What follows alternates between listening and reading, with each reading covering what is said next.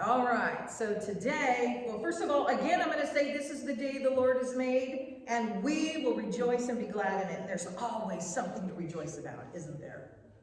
And I think about, we think that the grass is greener over here, or if I just have this, or if I do this, I'll be happy. But honestly, the only person that can make us happy is our Lord and Savior, Jesus. Today we're going to talk about identity. And I want to share a personal story. I'll start with a personal story. So, on Friday, October the 1st, we had an unplanned outing, didn't we, Brad?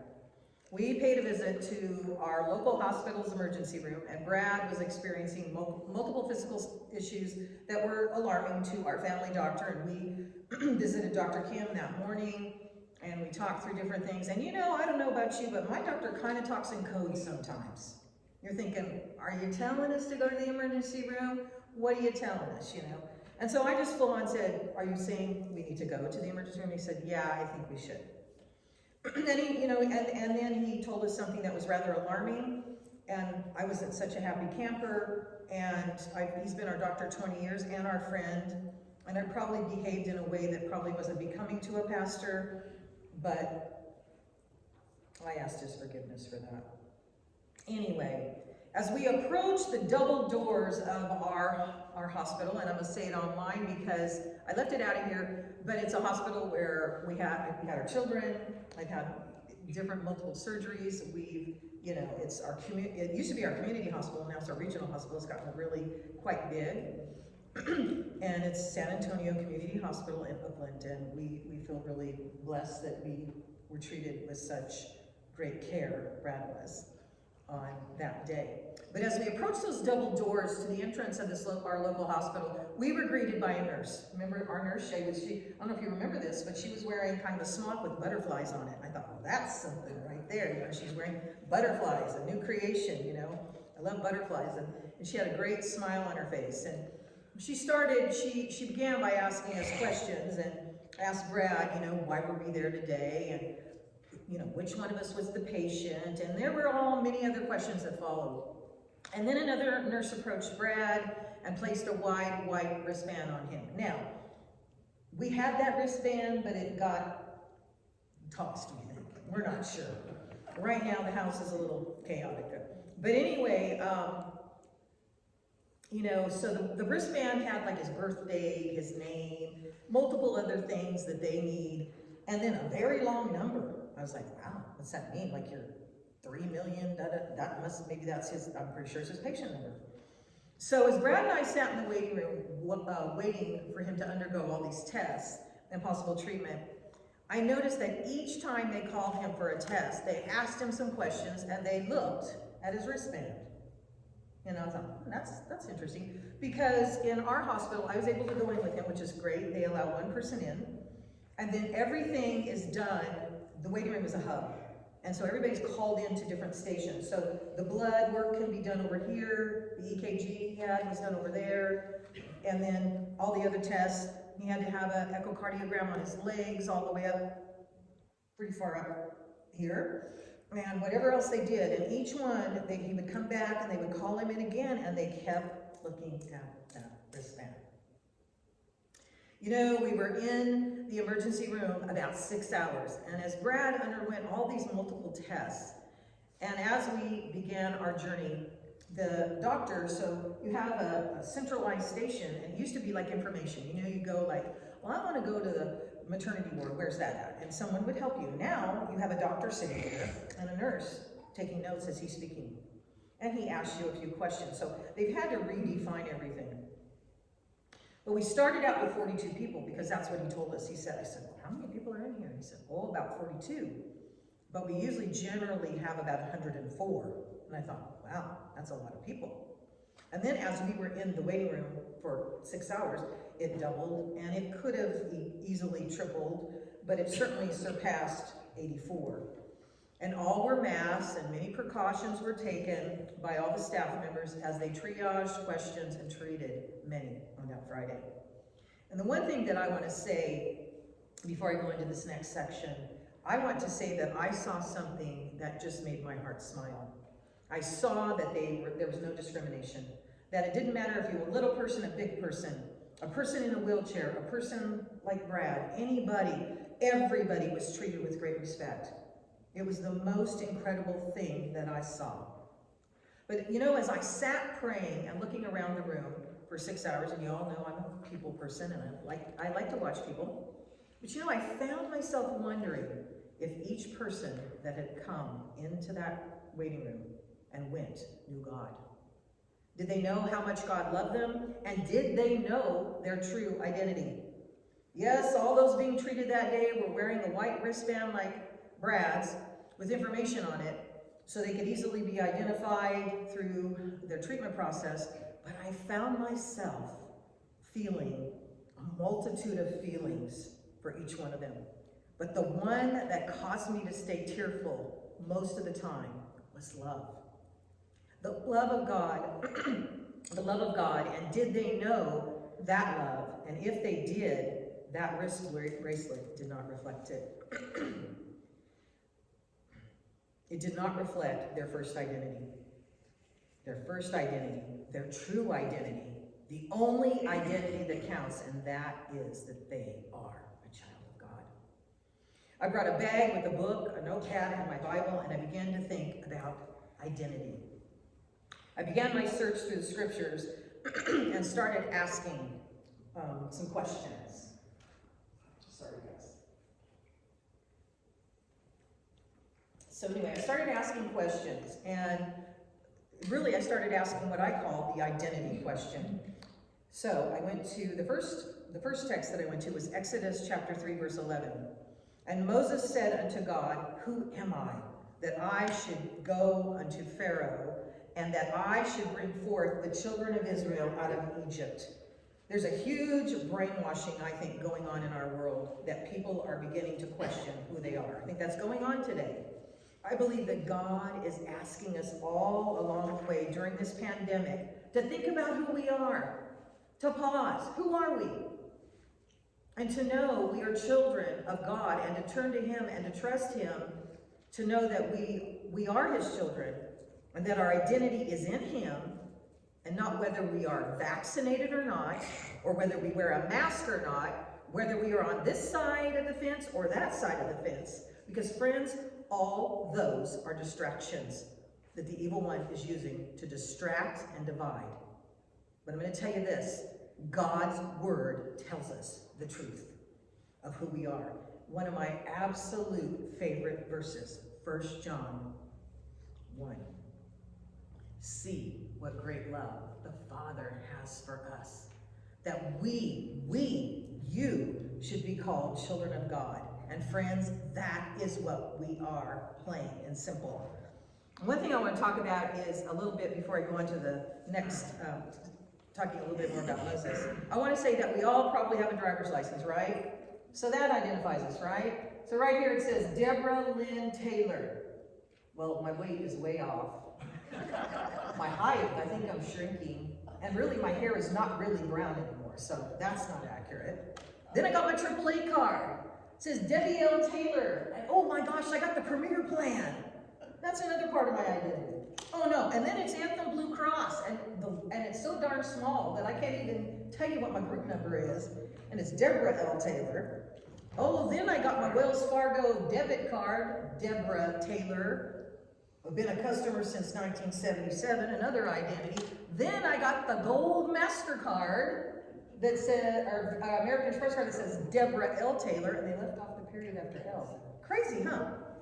But anyway, we all have those things. Then we have, maybe we have our marriage certificate, our birth certificate. We have all these kinds of weird things that say who we are, right? But that's not really who we are, is it? That's not really, I mean, yes, we need those, our social security number, we need all those things because those are pertinent to different things. But really, our identity, again, is as a child of God. Hence, why we're wearing these yellow bands today, that we are a child of God. You know, Moses asked, who am I? Maybe you've asked, who are you? Identity crisis can lead a person to self-pity, deprecation. It may even lead people to suicide when they really don't know who they are. They're not secure. Or even lead them to compare themselves with others. And you know, I have been guilty of that. As a first-time pastor, I have compared myself to different people. Oh, that person was a pastor for so many years, and they're a better preacher than I am, and all those kinds of things. But I got to tell you, many of you have encouraged me in so many ways to say, you are who you are in Christ. And that one thing I have to know is, what is my gifting? What do I do well? I think I love well. I think there are other things that I do well. But most importantly, I'm a child of God, period. Okay? You know, Moses was destined by God to be a deliverer and a lawgiver. But due to the pressures around him, he began to question even the call of God on his life. I've questioned that. Questioned it many times. Miss Sally would know that because I've called her for prayer. You know, sometimes we question. I don't know, you teachers, have you questioned that? Alan, when you were working in the forestry, did you ever question, is this my call? Is this what I should be doing? Any of you that have been in the workforce, have you questioned that? You know? Because I'm pretty sure we probably have it from time to time. You know, Moses was created to stand before Pharaoh, and yet he was asking, who am I? Let's look at Elizabeth. And behold, thy cousin Elizabeth. She has also conceived a son in her old age, and this is after Mary. They're talking about Mary, and they're explaining, you know, that she is going to be having, you know, Jesus, the Son of God. And it goes on to say, and this is the 6th month with her. And then I'm just sort of adding this, who was called barren, because she was barren. And that comes from Luke chapter 1, verse 36. So hear me, friends, your enemies, the devil, and all his agents would like to define and describe you by your problems. Here they called Elizabeth barren. Everywhere she went, they pointed the finger at her and said, oh, look at that barren lady. She was known. That was like her label, her identity. But friends, that's not her identity. The point is that God never once called her barren. The scripture was only reporting what people called her, but God called her the mother of John the Baptist. God would never call you a failure, and he has a new and better name for you, doesn't he? Let's talk about Abraham and Sarah. As for me, this is my covenant. It's with you. You will be the father of many nations. No longer will you be called Abram. Your name will be Abraham. Neither shall thy name anymore be called Abram. That's like the main point there. Genesis chapter 17, verse 4 and 5. And God said to Abraham, as for Sarai, your wife, you are no longer to call her Sarai. Her name is Sarah. So thou shalt not call her name Sarai, but Sarah shall be her name. Genesis chapter 17, verse 15. Your generation, our generation, may call you different names other than what the Almighty God has called you. They did that to Abraham and his wife Sarah. They called the man Abram and his wife Sarai. However, the godly couple refused to bow to the pressure of identity crisis. They chose rather to go with God's plan for their lives, and that paid off. You know, friends, the choice is all yours. You either can go by what enemies, circumstances, pressures of life are calling you presently, or you can choose to believe God's report about your life as stated in the Holy Scriptures. Let's talk about Gideon. And there came an angel of the Lord and sat under an oak, which was in Ophrah. That pertained unto Joash and Abizarite. And his son Gideon threshed wheat by the winepress to hide it from the Midianites. Now, that's a lot of words there. You got to say those slowly. And the angel of the Lord appeared unto him and said unto him, the Lord is with you, thou mighty man of valor. And that's Judges chapter 6. Gideon had bowed to the pressure from the camp of the Midianites. He now lives in fear as seen by the fact that he went in hiding just to thresh wheat. Can you imagine? How do you thresh wheat in hiding? I mean, I don't know. You're in a big field. How do you hide from people, you know? But anyway, that's what Gideon did. It took the hand of God to rescue Gideon from his fear, as well as his identity crisis. And this was a fearful man Yet because God had embarked on a journey to restore his confidence and dignity, he called him a mighty man of valor and encouraged him to go in the strength you have. Judges 6:14. Friends, is he calling you to go in the strength you have? Or Dean and Rod, is he calling you to go in the strength that you have? I think he is, isn't he? Because we can't go without his strength that he gives us, right? For any of us that are thinking about that are in transition, let's talk about Paul. Last night, an angel of God, to whom I belong, and some translations say, whose I am, stood beside me and said, do not be afraid. Acts 27, verse 23. You know, the great Apostle Paul would never bow to identity crisis. No, not even when his life was in apparent danger. You know, Paul is one of the characters of the Bible, isn't he? And I say that kind of loosely. He was a character. He had settled this identity question way back before the storm began in his life. He was called or seen as a common prisoner that accounts for why his insightful and intuitive counsel was disregarded. But we know Paul goes on to do great things, but only could do those great things with Jesus, with the help of God. So the conclusion this morning is this, friends. The key to personal discovery is God through his word. And as I close, may I ask you these pertinent questions today. To whom do you belong? To whom do you belong? You know, whose opinion truly matters in your life? Man or God? Would you let a white wristband define you? Or any other thing define you? Maybe today is the day that you re-identify yourself with the one and only one that matters. Because I'm going to tell you this, friends. Your answer to these questions will determine where you stand on the question of your identity. So you're wearing these yellow wristbands today because, you know, they're not their paper, so they won't last for very long. But you are a child of God. So remember that no matter what happens in this life, no matter what bends in the road happen, no matter what tests that we are placed in our path, the only thing that matters is our relationship with God.